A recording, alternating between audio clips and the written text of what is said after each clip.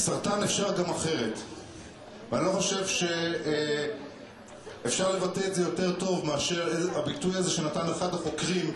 הוא הלך בעצם לבדוק מה בעצם חושבים על הטיפול הקונבנציונלי, הרופאים עצמם, בסרטן, ואיזה אלטרנטיבות, איך הם מתמודדים עם השאלות הקשות, והשאלה הקשה ביותר זה, אתם לוקחים כל כך הרבה כסף, ואתם בעצם לא עושים שום דבר, איפה ההישגים? למה בכלל להמשיך בקו הזה של מחשבה? ואז הם נתנו את התשובה הניצחת. אנחנו יודעים שזה לא שווה הרבה, אבל זה עדיין יותר טוב מרפואה אלטרנטיבית. למי שחי, אגב, היה לי מאוד קל לעשות את המצגת הזו, משום שמה שעשיתי, כמו שתראו, גם ציינתי את זה, לקחתי שקפים שעשיתי ב-99, ופשוט ניערתי אותם קצת. מישהו עזר לי לעשות להם גרפיקה חדשנית, שזו הגרפיקה היפהפייה, אגב, אני חייב לציין, של הכנס הזה, וזה פשוט ימשיך וממשיך. כל הזמן אנחנו מדברים על New England Journal of ידיעות אחרונות, כלומר כל פעם אתה פותח עיתון, תרופת פלא לסרטן, פריצת דרך, הצליחו למצוא את הגן ומה קורה?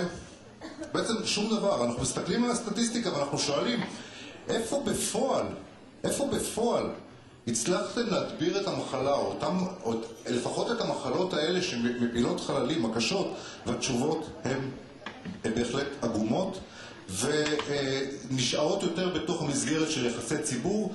הם כל הזמן נותנים לנו את התחושה כאילו אוטוטו, עוד קצת, עוד כמה מיליארדים.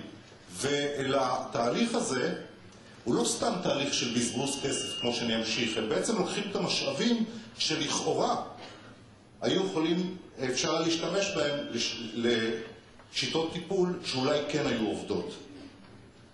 אז מערכת כיוונית שגלגלת מיליארדי דולרים, כמויות דמיוניות של כסף, שלא מביאה שינוי, ויש מספיק, אנחנו מדברים על כמעט חצי מהמאה הקודמת וכל המאה הזו, שמוקדשים לנסות להדביר או לטפל או להגדיל את ההסתברות להישרדות של סרטן באמצעים קונבנציונליים.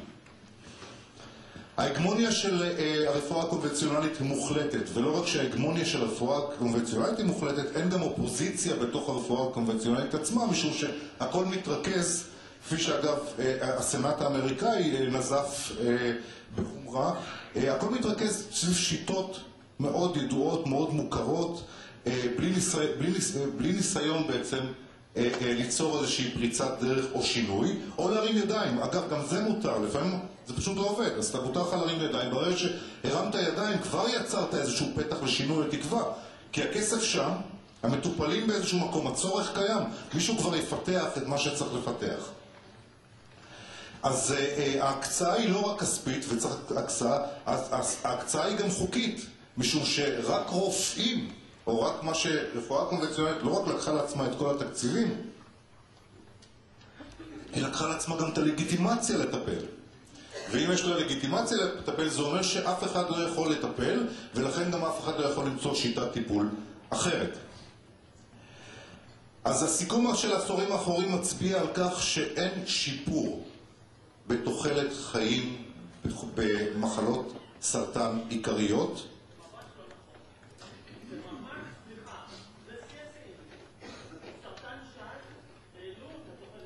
לא.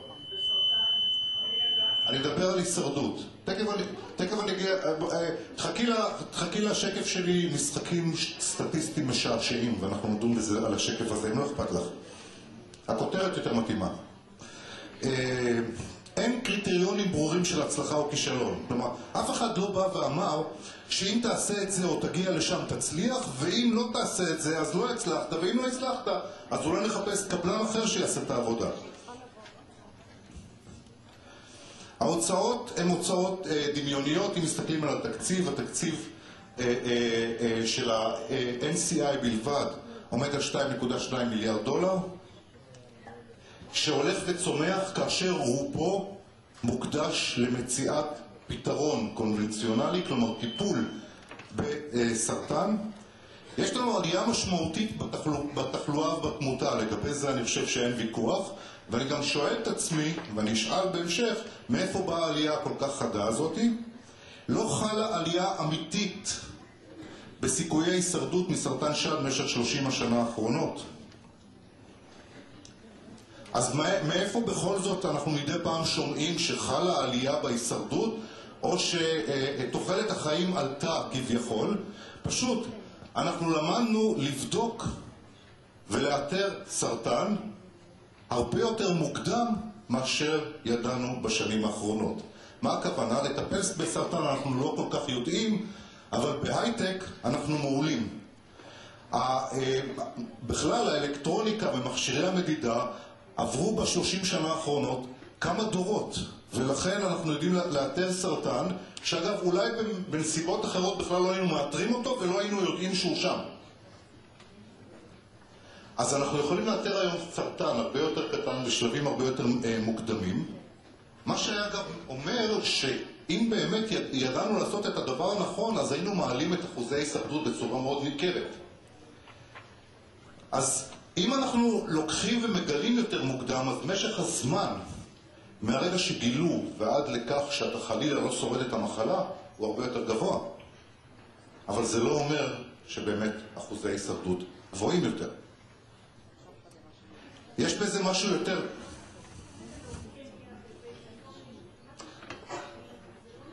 אנחנו מדברים על סרטן, פה אני מסכים איתך, וזה נכון, ואני מדבר על סוגי הסרטן העיקריים, ואני לא מדבר על לוקמיה, ששם בהחלט הייתה פריצת דרך. ולכן צריך להמשיך בשיטת הטיפול, אין לי ויכוח. איפה שזה עובד אגב, זה עובד. אבל אם אנחנו צריכים בסוגי הסרטן העיקריים של המעי הגס, שד וריאות, לשבת באמת על הפרשים סטטיסטיים מזעריים, כאשר אנחנו יודעים היום לבדוק ולאתר סרטן באמצעים כל כך מתוחכמים, אני טוען שמשהו בסיסית במערכת לא נכון. אז הרבה מאוד כביכול תוחלת חיים ארוכה יותר נובעת מגילוי מוקדם. הגילוי המוקדם הזה יש לו השפעה שבעיניי מאוד חמורה, משום שלא בהכרח סרטן שגילו אותו הוא סרטן שיתקוף.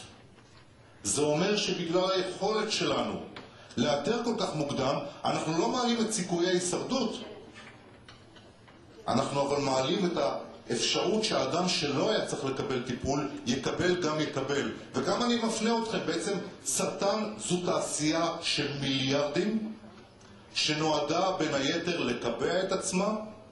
יכול להיות שהם עושים דברים טובים גם, אבל ככה צריך להתייחס לזה. זו תעשייה של מיליארדים שמנסה לקבע את עצמה. יש מיסוך אינפורמציה מאוד חמור, וככל שאנחנו מתקדמים בגילוי, וככל שיש שטיפת מוח יותר, אגב, גם הגילוי עצמו הוא חלק מתעשיית המיליארדים, ואנחנו נדרשים או מתבקשים לעשות עוד יותר גילוי ועוד יותר, במקומות שאנשים, אגב, ערים, באו ואמרו, אנחנו לא רוצים לעשות ממוגרפיה. זה לא נותן לנו שום דבר. הייתה כמה צעקה בפרץ, אגב, חשיבה מאוד הגיונית, למה? מה זה לא נכון? שיש ערים שהחליטו שהם לא רוצים ממוגרפיה? אז יש ערים שהחליטו שהם לא רוצים ממוגרפיה. למה?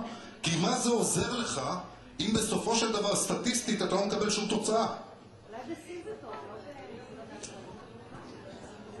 אבל מה זה עוזר ממוגרפיה אם אני עושה ממוגרפיה לאוכלוסייה ואני לא מקבל סיכויי הישרדות יותר גבוהים? זו השאלה שהם שואלים, אגב לא נשאלתי, הם שואלים. אנחנו רואים שהעלייה להסתברות בסרטן השד עולה בצורה מדהימה. אנחנו מניחים, ואני מניח שזה נכון, אני מבקש ריכוז, אנחנו מניחים ואני מניח שזה נכון, אגב, תעשייה של מיליארדים יודעת גם לייצר תורות קדושות. אני מניח שזה נכון. העולם שלנו מזוהם יותר, הסתברות לסרטן גבוהה יותר, ואני פה שואל שאלה, אגב, אני רק שואל שאלה כי אין לי תשובה. כמה מהעלייה בהסתברות לסרטן השד נובעת מהעובדה שאנחנו פשוט יודעים למצוא אותו היום הרבה יותר טוב מאשר פעם? ואני מניח שזה שילוב של שניים, ולזכור את זה היטב. לפעמים בדיקה, במיוחד אם אתה לא יודע מה לעשות איתה, יכולה להיות בעייתית.